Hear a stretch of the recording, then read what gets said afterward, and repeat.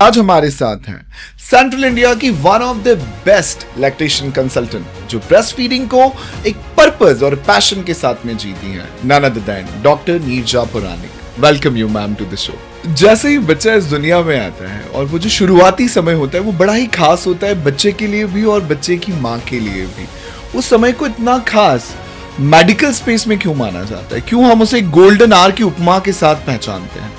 Golden hour एक बहुत ही अच्छी टर्म है जो कि WHO ने कॉइन की है और ये समझाने के लिए कि ये वाला घंटा हमें ऐसे ही नहीं बिताना है। ये एक बड़ा पावरफुल स्टेटमेंट आप दे रहे हो कि ये जो बहुत ही। बॉटल है ये पूतना का काम। पूतना से अपन इसको कंपेयर कर सकते हैं। अभी आपने यहाँ पर एक बात की कि बच्चों को बांध देते हैं उससे भी वो थोड़ा अनकंफर्टेबल फील। हाँ, तो वो अगर ज़्यादा गर्मी हो जाती है उसको स्वाडलिंग बोलते हैं। पर रिश्तेदार और इवन डॉक्टर्स और कई बार आया बाई और नर्सेस आके बता देती हैं, अरे तुम बैठ के पिला तुम लेट के पिला रहे हो, चलो उठो बैठ के पिलाओ।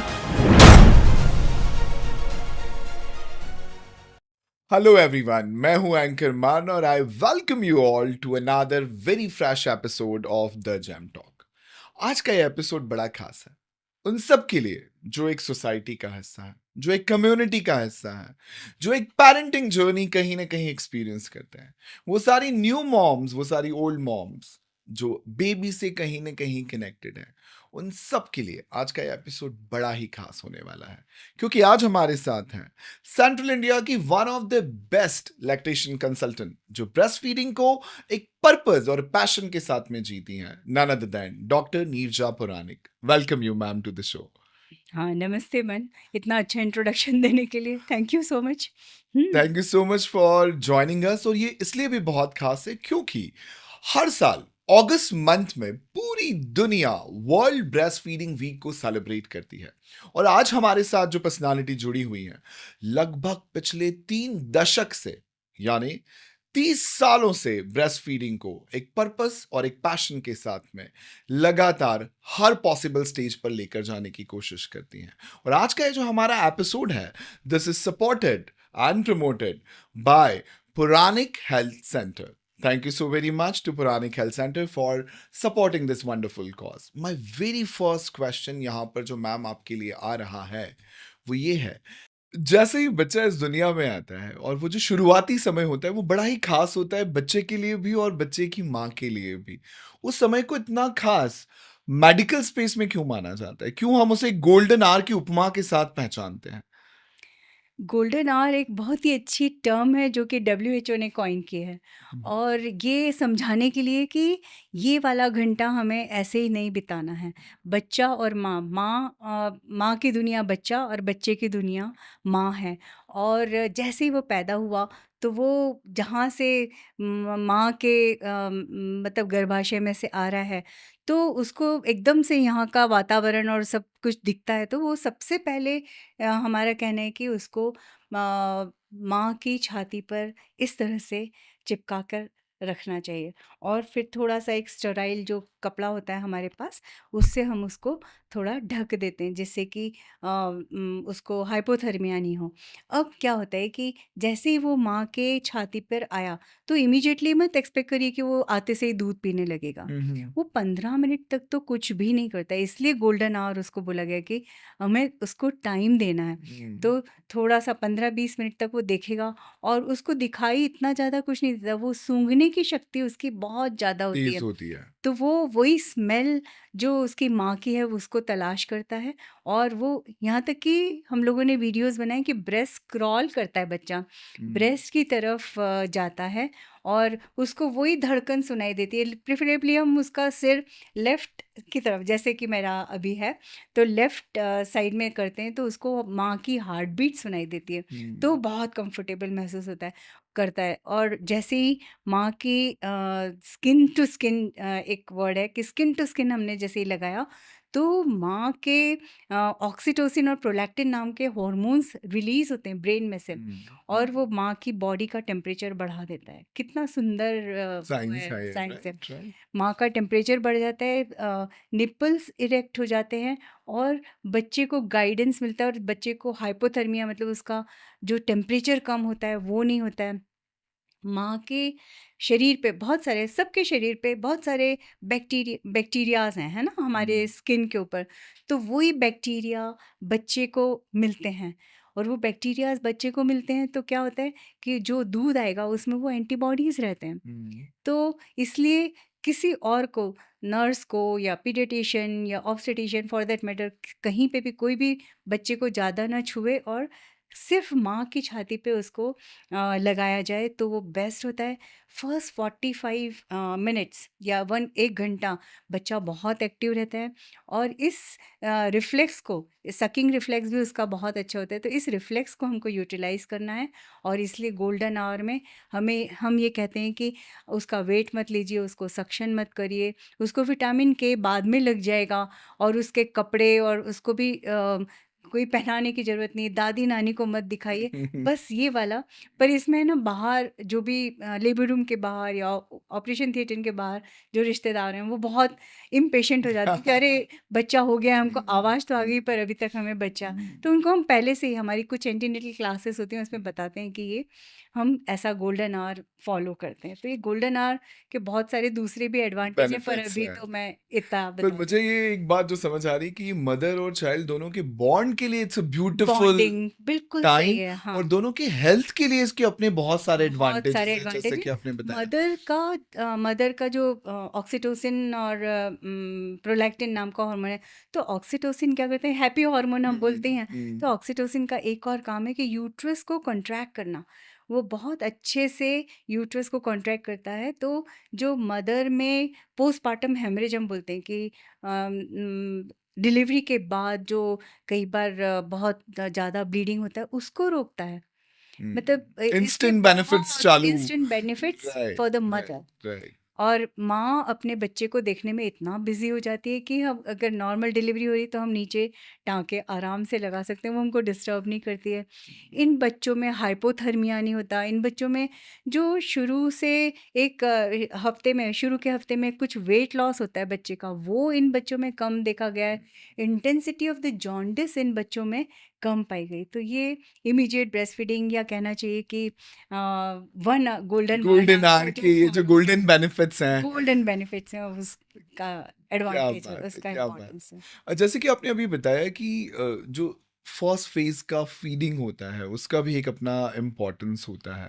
फिर बिल्कुल, ऐसा ऑब्जर्व किया जाता है कि जो इनिशियल फ्लूइड होता है वो एक नॉर्मल मिल्क जैसा नहीं होता है। बहुत ही कम होता है। ये भी बहुत अच्छा तुमने क्वेश्चन बताया।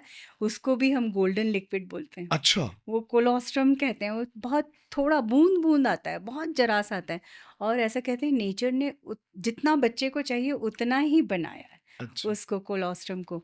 तो जब कोलोस्ट्रम बहुत कम-कम आता है तो सारे रिलेटिव्स और उनको लगता है कि ये तो बहुत ही कम आ रहा है, और अपना ऐसा बोलना कि अरे तुमको तो बहुत कम दूध आ रहा है, तो आता हुआ दूध भी कई बार सूख जाता है, क्योंकि इट इज़ ऑल ब्रेन से रिलेटेड है। हम्म। पिट्यूटरी, हाइपोथैलेमस काम कर रहे हैं। तो ऐसे में हम लोग जो बूंद-बूंद आता हुआ कोलोस्ट्रम है वो ही देते हैं, वो ही प्रेफ़र करते हैं कि बच्चा वो ले। पर जनरली क्या होता है कि बच्चे को चुप करने के लिए या स्किन टू स्किन लगाने के बजाय उसको 30 ml तक भी देखा है मैंने, हम्म। जो दूध ऊपर का दे दिया जाता है, या फ़ॉर्मूला फ़ीड या जो भी देना है वो दे दिया जाता है। फिर क्या और ये अनहेल्दी प्रैक्टिस है? अनहेल्दी क्या, अनहेल्दी से भी ज़्यादा कोई वर्ड अगर डेंजरस हो, है ये? डेंजरस है, सच में डेंजरस प्रैक्टिस है। क्योंकि मेरे पास एक स्लाइड है, मैं बताती हूँ कि शुरू में फर्स्ट 24 आवर्स में बच्चे का जो स्टमक का साइज़ है वो केवल चेरी के बराबर होता है। चेरी। चेरी, हाँ। हम्म। तो 5 टू 7 ml उसकी कैपेसिटी होती है, और हम क्या करते हैं 30 ml उसमें डाल देते हैं उसके पेट में। तो बच्चे का जो सकिंग रिफ्लेक्स है वो ख़त्म हो जाता है, और बच्चा फिर बाद में सक नहीं करता है, और फिर डिमांड और सप्लाई होता है।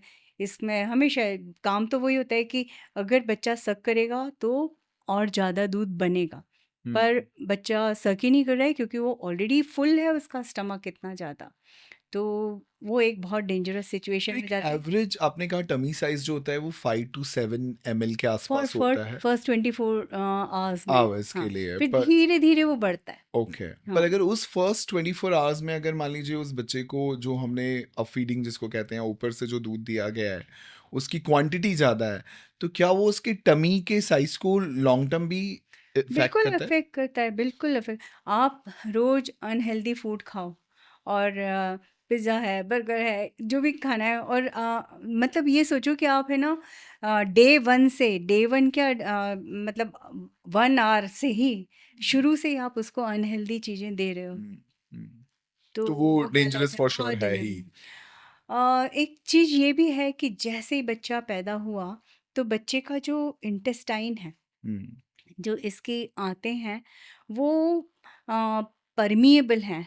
मतलब ज़रा भी कुछ उसमें गया तो उसको वो सोक कर लेगी। हम्म, जैसे कोलोस्ट्रम की एक बूंद गई तो वो एक पूरा थिन फ़िल्म बन जाएगी उसकी इंटेस्टाइन एक की, लेयर। उसको प्रोटेक्ट करने के लिए। और अगर आपने ऊपर का दूध दे दिया, तो वो भी एब्ज़ॉर्ब होता है। बच्चे की इंटेस्टाइन न केवल स्टराइल भी है और परमिएबल भी है। तो ये हमें देखना है कि उसके जो मुँह के अंदर जो भी जाएगा, वो केवल कोलोस्ट्रम की कुछ बूंदें जाएँ और कुछ भी ना जाए। तो ये गोल्डन मिल्क हर मदर को शुरू के 2-3 दिन गोल्डन मिल्क ही आता है, और यहीं पे ही सब कुछ हो जाता है कि अरे इसको तो दूध नहीं आ रहा। चलो हमको पता है कि बहुत अच्छा होता है माँ का दूध, पर अभी 2 दिन तो हम दे देते हैं, जब तक नहीं आ रहा है तब तक दे देते हैं, और आप देखिए तीसरे दिन तो एकदम दूध अच्छे से आने लगता है। पर वो बच्चे जिनको कि ऊपर का दे दिया गया है, वो फिर शक नहीं करते हैं, और एक विशियस सर्कल बन जाता है, एक कुचक्र बन जाता है। फिर वो रोता है, उसको ईज़ी आदत हो जाती है कि ईज़ी मिल्क की, तो वो फिर ऊपर का दूध दे दिया जाता है। वो ज़्यादा सोता है, कम शक करता है, और माँ को ब्रेस्ट फीड अच्छे से नहीं कर पाता फिर वो। पर ये अगर ब्रेस्ट फीडिंग इतना इम्पोर्टेंट एक एलिमेंट है और जानकारी के अभाव में ये मान लिया जाता है कि शुरुआत में अगर थोड़ा ऊपर का दूध दे भी दिया तो क्या फर्क पड़ जाएगा, एक आध बॉटल दे भी दी तो क्या फर्क पड़ जाएगा? हाँ, ये जो बॉटल, एक जस्ट 1 बॉटल का जो कंसेप्ट है, वो बहुत डेंजरस है। ये माँ के लिए तो है ही सही, क्योंकि सप्लाई कम हो जाता है, बच्चा उस तरह से सक नहीं कर पाता, इतना स्ट्रॉन्गली जितना उसको करना है, और बच्चे के लिए तो सबसे ज़्यादा डेंजरस है। क्योंकि मैं ऐसे कंपेयर करती हूँ, जो रियल मदर का जो ब्रेस्ट फीडिंग है वो रियल मदर की है, या फिर गाय का जो होगा तो वो स्टेप मदर की फीडिंग हो गई, चलो। पर वो स्टेप मदर से भी, मतलब है तो स्टेप मदर का भी अगर है तो ह्यूमन मिल्क है। पर ये जो बॉटल है, ये पूतना है, आपने कहानी सुनी होगी ना, कृष्ण श्री भगवान कृष्ण ने। जी जी जी। तो ये जो बॉटल है, वो बच्चे को मारने आई है या उसको बीमार करने आई है। ये एक बड़ा ये पावरफुल स्टेटमेंट आप दे रहे हो कि ये जो बहुत ही बॉटल है ये पूतना का काम। पूतना से अपन इसको कंपेयर कर सकते हैं। एक तो सबसे बड़ा कि अगर बच्चा, ब्रेन तो बहुत डेवलप्ड रहता है, ह्यूमन ब्रेन्स बच्चे का, फॉलिक एसिड और सब खा के आजकल तो बच्चे और ज़्यादा तेज हो गए। तो ज़रा सा उसको समझ में आए कि ये बॉटल से मुझे मिल रहा है, तो वो निप्पल कन्फ्यूज़न हो जाता है उसको कि मुँह में, फिर वो ब्रेस्ट को भी उतने वैसे ही सक करेगा कि केवल निप्पल माँ की सक करेगा, वो ब्रेस्ट फीडिंग नहीं करेगा, वो निप्पल फीडिंग करेगा। और ऐसे में माँ को बहुत ज़्यादा, कभी निप्पल में क्रैक्स आ जाते हैं और बहुत पेनफुल कंडीशन हो जाती है। फिर मदर को इतना पेन होता है कि फिर वो बोलती है कितने ही उसके एडवांटेजेस हों, मैं नहीं पिलाने वाली। एक तो ये निप्पल कन्फ्यूज़न बच्चे को, जो कि हमारी हमारी गलती से हुआ, वी आर रिस्पॉन्सिबल, बच्चा नहीं। फिर जो मिल्क है, वो इतनी सारी चीज़ें, इम्यूनोग्लोबुलिन्स है, माँ का जो दूध है, इम्यूनोग्लोबुलिन्स हैं, लाइसोजाइम्स हैं, और एंटी इन्फेक्टिव प्रॉपर्टी, ये सारे तो प्रोवाइड कर ही रहा है। पर उसके साथ साथ एक सब्सटेंस होता है जिसको अच्छे वाले बैक्टीरियाज मिल रहे हैं बच्चे बच्चे को, बच्चे मदर के के मिल्क से बच्चे मदर को वो के गुड मिल्क से बैक्टीरियाज। गुड बैक्टीरियाज मिल रहे हैं, और उन गुड बैक्टीरियाज को फीड करने के लिए एक बहुत अच्छी शुगर भी मदर के मिल्क से मिल रही है ना? तो वो शुगर कहीं भी एब्ज़ॉर्ब नहीं होती, वो लार्ज इंटेस्टाइन में जाके एब्ज़ॉर्ब होती है, और उसमें एक सिएलिक एसिड रिलीज़ होता है से, जो कि बच्चे की इंटेस्टाइन को एसिडिक बना देता है। तो हम्म, एसिडिक एनवायरनमेंट में ज़्यादा दूसरे बैक्टीरियाज ग्रो नहीं हो नहीं सकते। हो सकते। तो ये नेचर का कितना सुंदर वो चीज़ है कि लैक्टिक एसिड वो एसिड एसिडिक एनवायरनमेंट हो गया है। और ये जो सियालिक एसिड है वो कहाँ डेवलपमेंट में काम आ रहा है पता है? ब्रेन के डेवलपमेंट में। हम्म, बच्चे के ब्रेन के डेवलपमेंट में ये सियालिक एसिड का बहुत बड़ा रोल है। तो इतना सब कुछ जब मिल रहा है, और ऐसे में अगर एक बॉटल भी आ जाती है ना बच्चे के ऊपर, या फॉर्मूला फीड से आपने बहुत ज़्यादा स्मार्ट हुए तो चम्मच कटोरी से भी पिला दिया, वो भी बहुत नुकसान वाला हो सकता है। और इससे बच्चा 4 वीक्स पीछे चला जाता है, उसका इंटेस्टाइन। और फिर उसके बाद आपको समझ में आया कि नहीं, हमें ये नहीं देना है, तो 4 वीक्स पीछे उसके इंटेस्टाइनल वो सो जो फ्लोरा चला जाता है। डेवलपमेंट माइलस्टोन्स है वो डिले हो हाँ, जाते हैं। तो वो जो बैक्टीरियाज़ हैं, खराब वाले बैक्टीरियाज़ ग्रो होने लगते हैं। हम्म, तो एक बॉटल के इम्पैक्ट एक इतने बॉटल सारे हो के सकते हैं। इम्पैक्ट इतने सारे हो सकते हैं। पर जस्ट वन कभी-कभी बॉटल। ये एक डिस्कशन होता है कि माँ को अगर इनफ मिल्क नहीं आ रहा है, तो अब उसका ऑल्टरनेट क्या है? यही देना ही तो एक ऑल्टरनेट है। ये नॉट इनफ मिल्क तो सबसे बड़ी प्रॉब्लम है। सारी मदर्स यही बोल के आती हैं कि ये इसको दूध प्रॉपरली आ नहीं रहा है। तो इसका एक बहुत बड़ा मतलब इसमें है ना, बहुत मिथ्स और मिथ कंसेप्शंस जो हैं वो इसमें इन्वॉल्व हैं कि बच्चे को एक तो हम है ना, शुरू में अपन ने दूध पिला दिया ऊपर का, हुँ, तो सकिंग नहीं हो रहा। हुँ, सकिंग नहीं हो रहा तो सप्लाई नहीं होगा, है ना? अगर जो आपने अच्छे से डिमांड सप्लाई वाली बात। डिमांड और जी, सप्लाई जी, हुआ, एक जी। तो वो हो गया। बच्चे को आपने दूसरे कॉट में सुला दिया, बच्चे को आप स्किन टू स्किन नहीं लगा रहे हो। स्किन टू स्किन लगाने से सप्लाई बहुत ज़्यादा बढ़ जाता है। वो केवल सकिंग ही नहीं करता, बच्चा अगर माँ के इधर भी हाथ लगा रहा है, छाती पे, पेट पे, सब उस जगह हाथ टच लगा रहा है, का भी एक उस इम्पैक्ट। टच का बहुत इम्पोर्टेंस है। और वो उस टच से बहुत ज़्यादा मिल्क बनता है, प्रोड्यूस होता है सीक्रेट बॉडी होता में। है। हाँ, हाँ, हाँ। मैम, जब ब्रेस्ट फीडिंग पे बात होती है, एक सबसे कॉमन कंप्लेन ये होती है कि मदर को इनफ मिल्क आ ही नहीं रहा है, तो उसको ब्रेस्ट फीडिंग से शिफ्ट करने के अलावा कोई ऑप्शन बचता नहीं है। तो ये बॉटल फीड इनफ पे बॉटल शिफ्ट फीड करें, पे जाना हाँ। ही होता है। हाँ, या तो फ़ॉर्मूला फ़ीड दे देते हैं कि चलो नहीं जी, आ रहा। जी। ये एक बहुत ही मतलब बहुत कॉमन चीज़ है, जो हम लोग हमारी प्रैक्टिस में देखते हैं कि नानी-दादी और स्पेशली घर के रिश्तेदारों को लगता है कि हमारे समय तो ऐसा दूध बहता था और ये दूध नहीं बह रहा है। हुँ, और कई बार तो पंप लगा लेते हैं और पंप में देखते हैं कि देखो इतने एमएल ही आ रहा है, हुँ, तुमको दूध पूरी तरह से अच्छे से नहीं आ रहा। तो उसका एक बहुत अच्छा एक फ़ॉर्मूला है कि अगर बच्चा दिन भर में 5 या 6 बार पेशाब कर रहा है, पी कर रहा है, इसका मतलब कि माँ को दूध अच्छे से आ रहा है। उसका वज़न अगर थोड़ा-सा अच्छे से बढ़ रहा है, तो मतलब माँ को दूध अच्छे से आ रहा है। और फिर थोड़ा बहुत अगर रोता ज़्यादा है, तो कई बच्चे क्रैंकी होते हैं हुँ। कि उनको कुछ भी, अगर ठंड लग रही है तो भी रोएगा, अगर उसको ज़्यादा आपने लपेट के रखा है, गर्मी है तो भी रोएगा, लपेटने पे उसको मेरा एक और सवाल है जो मैं मैं आपसे ज़रूर बताऊँगी पूछना उसको, चाहूँगा। हाँ, जी, बिल्कुल। जी। तो ज़्यादा गर्मी लग रही है तो रोएगा, किसी कीड़े ने, मच्छर ने काट खाया तो हुँ, रोएगा। हुँ। तो रोने के बहुत मल्टीपल सारे, तो रीज़न्स फिर हो सकते वो हैं। उसने उसका पॉटी कर लिया है, वो गंदा हो गया है, उसका नैपी चेंज करवाना है तो रोएगा।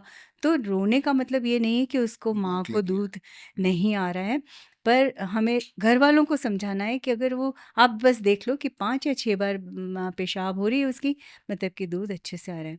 और हाँ, एक बात और है कि जो टोटली एक्सक्लूसिव ब्रेस्टफीड पे बच्चे होते हैं, वो कई बार 2-2, 3-3 दिन तक मोशन नहीं होता उनको, हुँ, पॉटी नहीं करते। हुँ, तो पॉटी को काउंट आप नहीं करना कि अरे देखो इसने पॉटी नहीं की है इसलिए इसको दूध नहीं आ रहा। हुँ। तो माँ का दूध ऐसा होता है कि कई बार पूरी तरह पचा जाते हैं वो बच्चे, और उसको 4 दिन तक, 3 दिन तक पॉटी नहीं होती। तो हमारे पास काउंटिंग के लिए क्या है, एक तो उसका अच्छे से वज़न बढ़ रहा है, एक जो तो कि चाय वज़न आप रोज़ नहीं ले सकते। नहीं ले वो सकते। आपको क्लिनिक में ही जाके देखना पड़ेगा। तो आपके पास क्या क्राइटेरिया है, अगर 4-5 बार पेशाब हो रही है, मतलब दूध अच्छे से आ रहा है।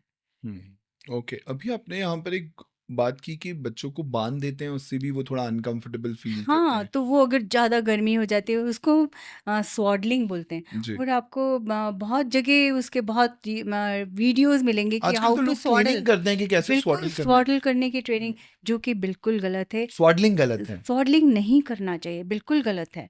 बच्चा आया ही बाहर इसलिए क्योंकि वो मूवमेंट्स कर सके। अंदर वो मूवमेंट नहीं हो पा रहा था इसलिए बाहर आया है। और फर्स्ट 28 डेज़ में तो बिल्कुल भी स्वॉडलिंग की ज़रूरत नहीं है ओके। बच्चे को, क्योंकि आप अर्ली क्यूज़, आप जैसे ये बच्चा है पूरा इसको लपेट दिया है और हुँ। आप इसमें केवल इसका मुँह है और आप उसको और सिर से पकड़ के और आप उसको पिलाने की कोशिश कर रहे हो, तो ये गलत है। और एक तो हाँ, सिर से बिल्कुल नहीं पकड़ना है, हमें पकड़ना है तो कंधे के पीछे, जिससे कि उसके हेड के मूवमेंट अच्छे रहें और उसको पूरी तरह से फ्री कर देना है, स्वॉडलिंग नहीं करना है। उससे बच्चा माँ से टच में रहेगा और उसको ज़्यादा अच्छे से दूध आएगा। ये जब दूध पिलाते समय इसको भी निकाल देना है, अच्छा, मिटन को और सॉक्स को, जिससे कि बच्चे का मैक्सिमम टच माँ मिल की पाए स्किन मदर से को। हो। पर यहाँ पर आपने जो एक बात अभी कही है कि गर्दन को ऐसे नहीं रखना है या इतना मोड़ना नहीं है, मतलब फीडिंग के टाइम पे जो पोजीशन है, वो मदर और हाँ। चाइल्ड दोनों की पोजीशन बड़ी एक इम्पोर्टेंट रोल प्ले बहुत करती है। अच्छा तुमने क्वेश्चन किया। तो बहुत सारी पोजीशंस डिस्क्राइब्ड है, क्रॉस क्रेडल, क्रेडल, पर शुरू के 20-25 दिन तो मैं कहती हूँ कि केवल माँ को लेट के पिलाना चाहिए।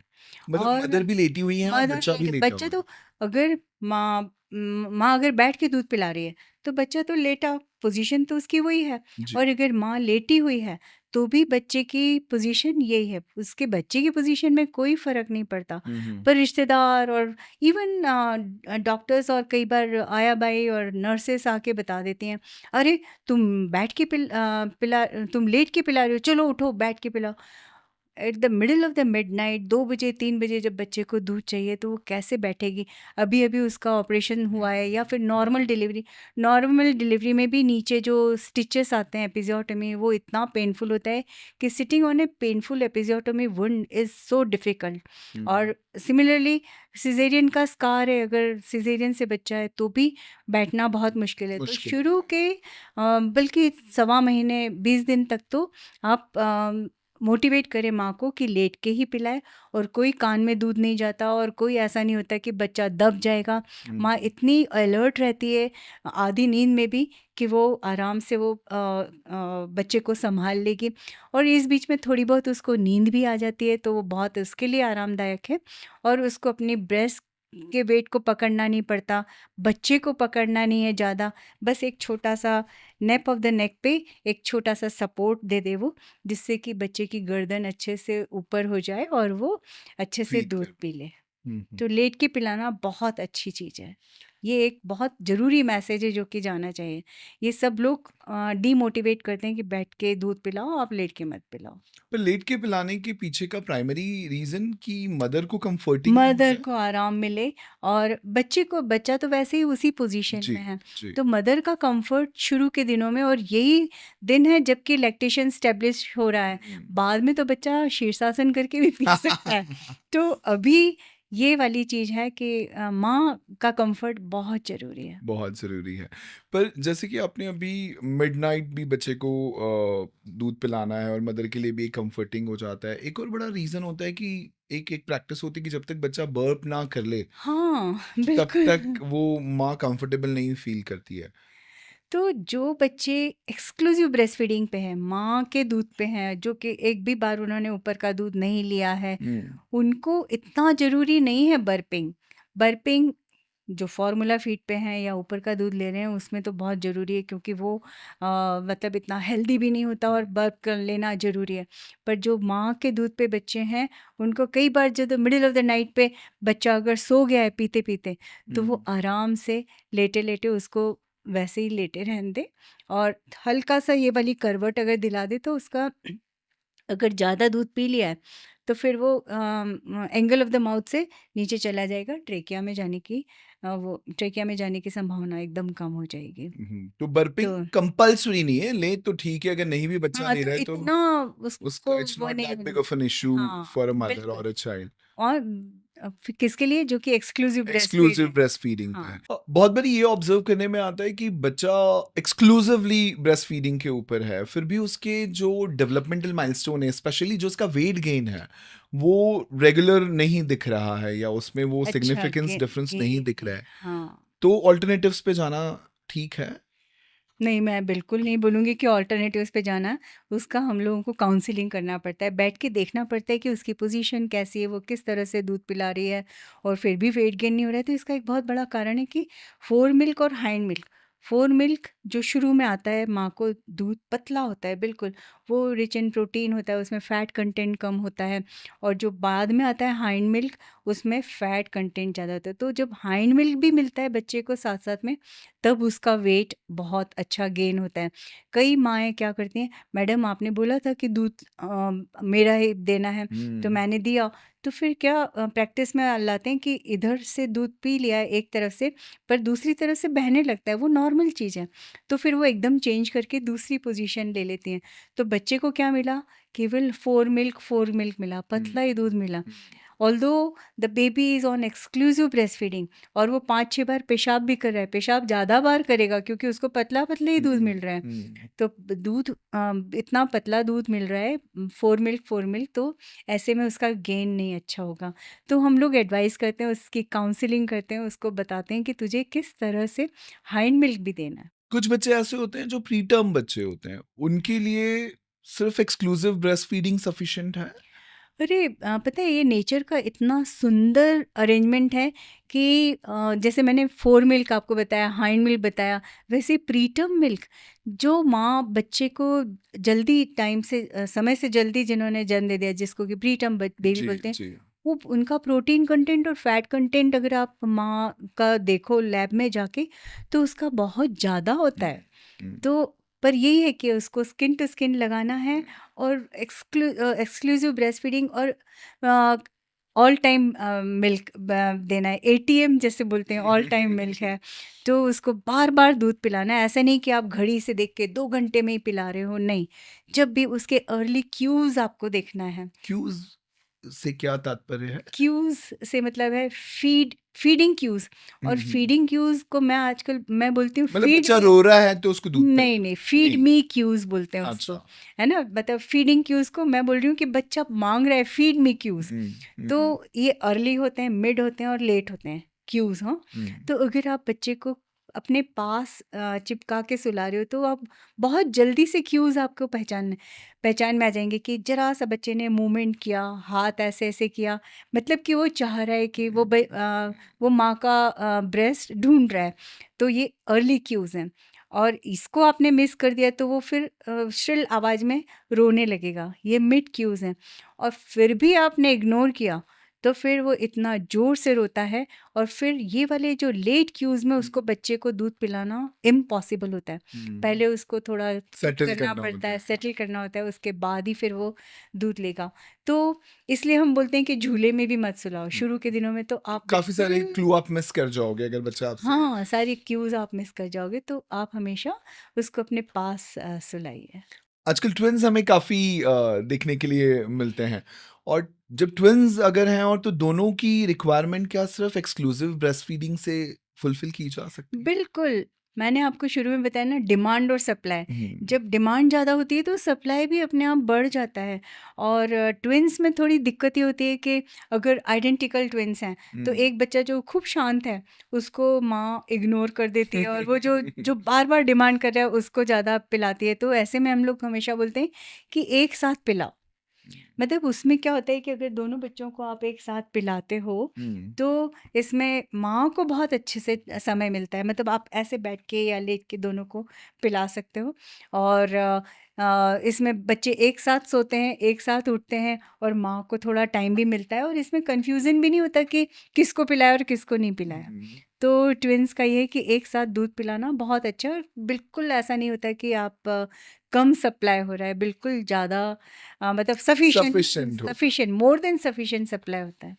पर ये तो बात हुई ट्विन्स की। पर हाँ, अगर मान लीजिए कि पहला बच्चा ब्रेस्ट फीडिंग पे है हाँ, और मदर ने दूसरा बच्चा डिलीवर कंसीव किया है, कर लिया है और कंसीव किया है, हाँ, हाँ। हाँ। तो क्या वो दोनों बच्चों के लिए भी ये जो अभी आपने डिमांड सप्लाई वाला या जो एक नेचर का अरेंजमेंट की बात की, वो वहाँ बिल्कुल। भी एप्लीकेबल है?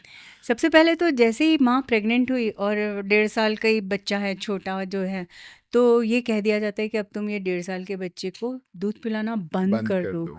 तो वो बिल्कुल बंद नहीं करना है। हुँ, हुँ। She should continue breast feeding और अपना हेल्दी डाइट मेंटेन रखे और अच्छे से न्यूट्रिशन प्रॉपर रखे और वो उसको भी दूध पिलाए और प्रेगनेंसी कंटिन्यू रखे।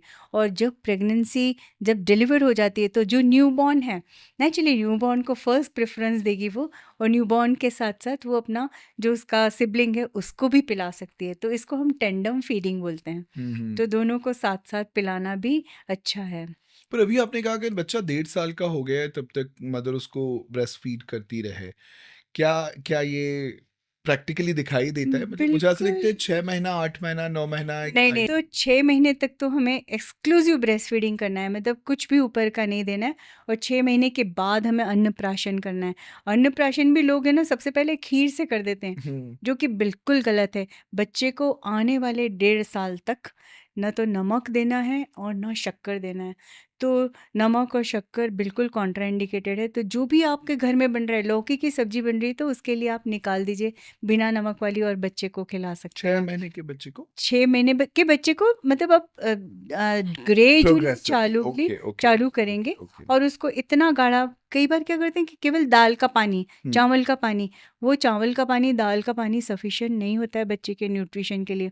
उसको इतना गाढ़ी चीज़ देनी चाहिए जितनी वो एक्सेप्ट कर ले। उसका टंग का थ्रस्ट होता है एक, वो मतलब थोड़ा-थोड़ा देखिए, आप देखिए कि चेक वो कर सकते हैं कि उसका एक्सेप्ट एक्सेप्टेंस। कर रहा हाँ। है कि नहीं। और उसकी कंसिस्टेंसी, दही जो होता है, गाढ़ा दही, उतनी वैसी कंसिस्टेंसी होनी चाहिए। और हम क्या करते हैं, दाल का पानी, चावल का पानी, वो बच्चे के न्यूट्रिशन के लिए अच्छा नहीं होता नहीं, है। पर किस उम्र तक breast feeding is breast feeding a healthy WHO का प्रैक्टिस? रिकमेंडेशन है कि 2 साल के बाद भी आप करा सकते हैं। और 2 साल क्या, मेरी डॉटर ने तो 4 साल तक अपने बेबी को ब्रेस्ट फीड कराया। रात को जब माँग रही है तो उसको देना है। तो आपके हिसाब से वीनिंग करनी ही नहीं चाहिए? बिल्कुल, मैं यही कह रही हूँ कि वीनिंग तो होना ही नहीं चाहिए। जब तक बच्चा पिए उसको पीते रहने देना चाहिए। और कई बार बच्चे सॉलिड्स पे आ जाते हैं, और ये जो मिल्क है वो कई बार मेडिसिन का काम करता है। आपने देखा होगा 1.5 साल 2 साल के बच्चे नीचे से उठाकर खा रहे हैं। कुछ भी खाना गिराएँगे फिर नीचे से उठा के हुँ। खाएँगे। ऐसे में कई बार बच्चे को उल्टी हो जाती है, दस्त हो जाते हैं, और यहाँ तक कि डिहाइड्रेशन में जाके और आईसीयू में एडमिट करना पड़ता है। तो ऐसे में बच्चा, माँ अगर दूध पिला रही है, कंटिन्यू कर रही है, तो वो मेडिसिन का काम करता है वो मिल्क। और उसको जो छाती से लगा के, स्किन टू स्किन लगा के जो कंफर्ट मिलता है, तो आईसीयू के कंफर्ट से ज़्यादा अच्छा होता है।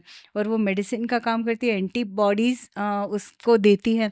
कोरोना में क्या हुआ? कोरोना काल में हम लोगों ने सबने इम्यूनाइज़ेशन कर लिया था, पर बच्चों को इम्यूनाइज़ नहीं किया था। हुँ, और हुँ। ऐसे में जो हमारी इम्यूनिटीज़ हैं, हमारी जो एंटीबॉडीज़ हैं, वो बच्चे के उस पे गई थी। तो वीनिंग तो करना ही नहीं है। कई लोग हैं ना, करेले का रस लगाते हैं और चुकंदर लगा देते हैं। वीनिंग नहीं करना है जैसे कि बिल्कुल आपने कहा, नहीं पर कर अब वर्किंग मदर्स के लिए कैसे प्रैक्टिकली पॉसिबल है कि वो इन सब चीज़ों को यस, मैनेज कर बहुत पाएँ? इम्पोर्टेंट है। वर्किंग मदर्स को मैं एडवाइस दूँगी कि तुम जितना, जब शाम को तो घर आ रहे हैं ना अपन, तो रात को मैक्सिमम दूध पिलाओ। तो प्रोलैक्टिन जो हार्मोन है वो मैक्सिमम रात को सिक्रीट होता है। कितनी अच्छी नेचर की गिफ्ट है। और रात में ना मेलाटोनिन भी ज़्यादा की मात्रा जिससे ज़्यादा होती है। नींद तो जब बेहतर आती बच्चा है। नींद बहुत जल्दी, ज़रा-सा पिया फिर सो जाता है, फिर उठता है, फिर तो कई बार तो मिल्क कोमा एक टर्म कॉइन हुई है कि इतना गहरी नींद सोता है कि जैसे कोमा में हो, इतना। तो वर्किंग मदर्स के लिए ये है। और फिर ये भी है कि सरकार की तरफ से उनको वर्किंग मदर्स को थोड़ा-सा ज़्यादा जैसे मैटरनिटी लीव का हमारे यहाँ पर मैटरनिटी प्रावधान 6 हाँ, महीने के लिए। 6 महीने से भी अगर ज़्यादा हो तो अच्छा है। और पर आजकल कई सारे जैसे जहाँ प्रावधान की बात करें, हमारी फैशन इंडस्ट्री ने कई सारे फीडिंग गाउन्स डिज़ाइन किए हुए हैं, फीडिंग ब्रास डिज़ाइन किए हुए हैं। उनको आप कैसे देखते हो? अ, जैसा मैंने बताया कि शुरू के जो सवा महीना है, 6 वीक्स है, या फिर 20-25 दिन है, जबकि स्किन टू स्किन बहुत ज़रूरी है। तो हुँ। ऐसे में तो मैं माँओं को यही एडवाइस करती हूँ कि जो फीडिंग गाउन्स हैं, फीडिंग ब्रास हैं, उसको न यूज़ करके, क्योंकि केवल एक स्लिट ओपन हो रही है और ऐसा लग रहा है जैसे पेट्रोल पंप में से नोज़ल डालिए और पेट्रोल आ जाता है, वैसा नहीं है। हम्म, पूरा एक प्रोसेस है जब बच्चा स्किन से टच कर रहा है और फिर ब्रेन में सेंसेशंस पहुँच रहे हैं कि यस द तो उस मैं मदर चाइल्ड का वो एक जो जो इंटीमेट बॉन्डिंग है, मोमेंट है हाँ, जो वो that's very very reflexes important. वो हो जाते हैं, ख़त्म हो जाते हैं। तो शुरू में तो नहीं, हाँ, फिर जब वो बाहर जा रही है और तो उसके लिए कन्वीनियंस के लिए बहुत ठीक है, पर शुरू में बिल्कुल नहीं। मदर की फूड इनटेक का हाँ, बड़ा फर्क पड़ता है। बच्चा जो ब्रेस्ट फीडिंग पे है एक्सक्लूसिवली, उसको बहुत बार कहते हैं मम्मी ने अगर कुछ गड़बड़ खाया है तो बच्चे के पेट में गड़बड़ हो रही है। सही है। ये पता नहीं पुराने ज़माने से चली आ रही परंपराएँ हैं या वैसा है। तो ऐसे में तो हम यही बताते हैं कि शुरू में सवा महीने तक तो देते ही नहीं हैं, हम्म, कुछ भी नहीं देते, केवल एक दलिया और दाल और एक घी वाली रोटी, बस। हम्म, उसके अलावा ना तो केला देंगे, ना अनार देंगे, ना उसको ककड़ी, टमाटर, नींबू, संतरा, कोई फ्रूट्स भी नहीं देते। ऐसे में कॉन्स्टिपेशन होता है और बस घी खिलाते जाते हैं। हम्म। तो घी खिलाइए आप, पर वो मॉडरेशन में। हर चीज़ मॉडरेशन में होना चाहिए और हर चीज़ खिलाना है, दही भी देना है, दूध भी देना है, हर चीज़, पनीर देना है, पर ये तो कितने उसको समय के बाद शुरू किया जा ये सकता है? इमीडिएटली अच्छा। जैसे ही डिलीवरी होती है तो आप केला खा सकते हैं, केले को तो दिखाते भी नहीं हैं। हम्म। और जबकि केला कॉन्स्टिपेशन में भी अच्छा नहीं, पर होता ऐसा है। लगता है कि अगर मदर केला खाएगी तो बच्चे को सर्दी हो सर्दी हो जाएगी। जाए, जो कि बिल्कुल गलत है। आराम से वो खाए, केला खा सकती है, आम खा सक सीज़न के फ्रूट्स, सीज़न वाली जो भी चीज़ें हैं उससे खाना है, भुट्टा खाना है, तो कुछ भी देते नहीं हैं, ये चीज़ गलत है। और फिर ऐसे बल्कि कहते ऊपर से कान में रुई डाल देते हैं, सिर पे पट्टी बाँध देते हैं, पेट पे बाँध देते हैं, जो कि एकदम सरासर पंखा नहीं चलाने देते, एसी तो बहुत दूर की बात है। तो माँ और बच्चे को खुले अच्छी हवादार कमरे में, जहाँ पे खूब अच्छी धूप आ रही हो, रोशनी हो, वैसे में अच्छे से हेल्दी डाइट लेके और एंजॉय करना चाहिए, बजाय कि इसके कि अंधेरे कमरे में और बंद करके उसको तो आपका ये कहना है रखने। कि मदर ये सारी चीजें खा सकती है और इससे बच्चे के गट कोई हेल्थ पे कोई कोई असर नहीं, फर्क नहीं? अगर कोई। मान लीजिए मदर को सर्दी हुई है और उसने कोई दवाई खाई है, तो उस टाइम पे उसको ब्रेस्ट फीड नहीं करना चाहिए? हाँ, ये भी अच्छा। दवाइयों का क्या बहुत बड़ा एक वो रहता है, डर रहता है, जबकि 0.1% एक्सक्रीट होती है मदर्स मिल्क में। और अगर आप डॉक्टर की सलाह लेंगे तो कोई दिक्कत नहीं। और अगर माँ को सर्दी हुई है, वो दवाइयाँ ले भी रही है, तो बिल्कुल कोरोना में भी हमने क्या किया कि यूनिवर्सल प्रिकॉशन लेके और बच्चे को फीड करवाया है। तो ऐसा कुछ नहीं है, आराम से वो दे सकती है। वो उसकी जो बॉडी में एंटीबॉडीज़ बन रही हैं, वो बच्चे को प्रोटेक्ट करेगी। तो ऐसा कुछ भी नहीं है कि माँ अगर बीमार है, अगर माँ को कोई दवाइयाँ भी चल रही हैं, तो उसको बंद नहीं करना है अचानक से कि अरे मैं ब्रेस्ट फीड करा रही हूँ तो ये दवाई नहीं लूँ। डॉक्टर की सलाह लेना चाहिए। और बहुत से बहुत एंटी कैंसर ड्रग्स जो हैं, वो अगर कोई माँ ले रही है तो उसमें हम प्रिकॉशन लेने का बोलते हैं।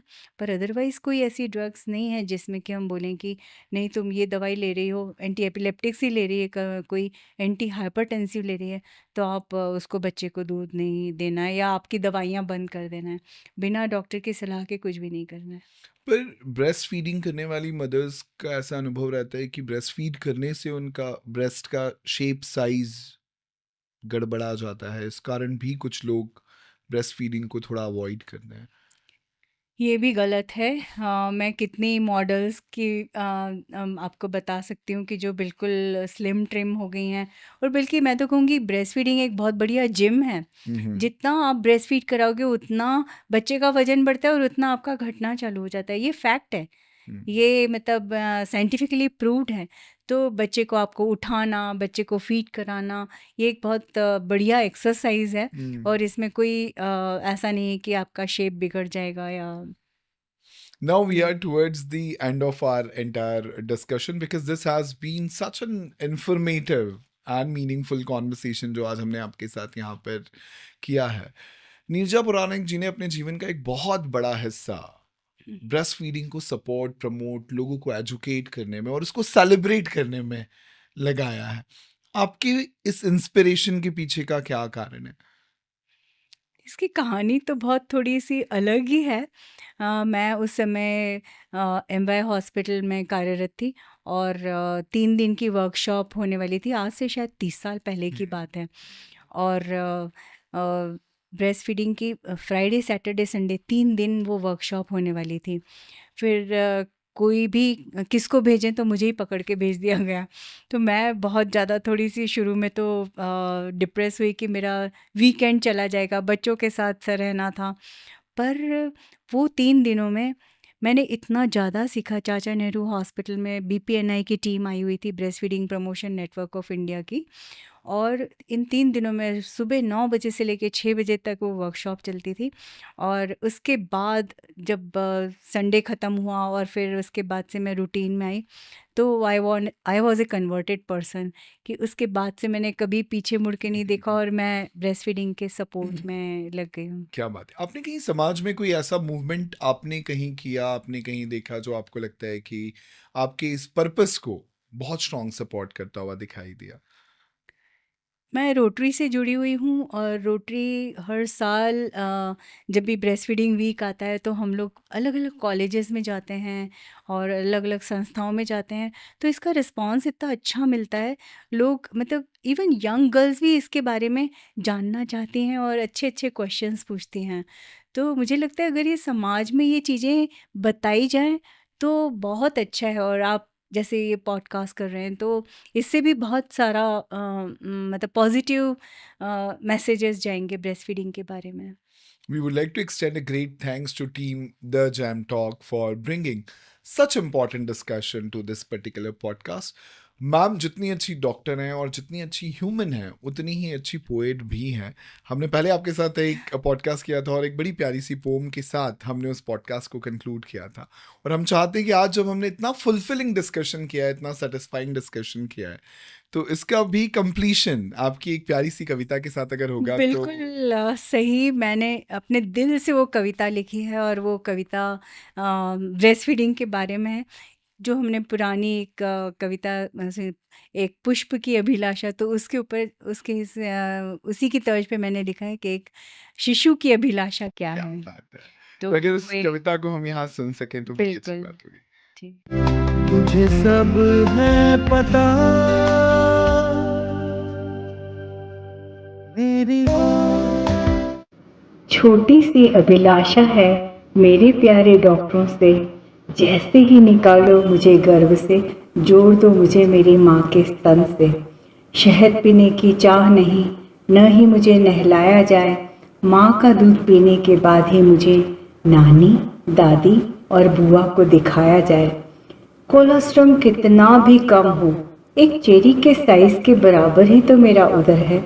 कोलोस्ट्रम है मेरे लिए अमृत, मुझे न करो इससे वंचित।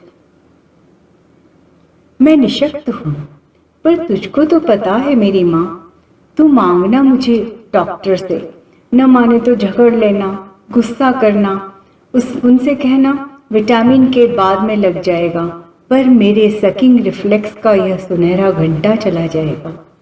जागरूकता के अभाव में, भ्रांतियों के दबाव में, गलत परंपराओं के निर्वाह में, सही ज्ञान की कमी के कारण मत वंचित करना मुझे मेरी माँ के अमृत पान से। कोलोस्ट्रम मेरी आंतों को साफ करेगा, उसकी रक्षा करेगा।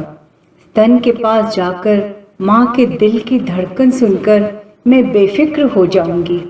त्वचा की गर्माहट के साथ इम्यूनिटी भी ले पाऊंगी। मैं इतने अच्छे से सक करूंगी, ऑक्सीटोसिन निकालकर माँ का रक्तस्राव भी कम कर दूंगी।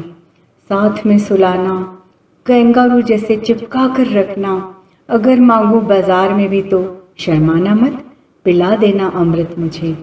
परवाह न करना उनकी, उन्हें तुम देखना भी मत, जो तुम्हें दूध पिलाते हुए हिकारत से देखेंगे।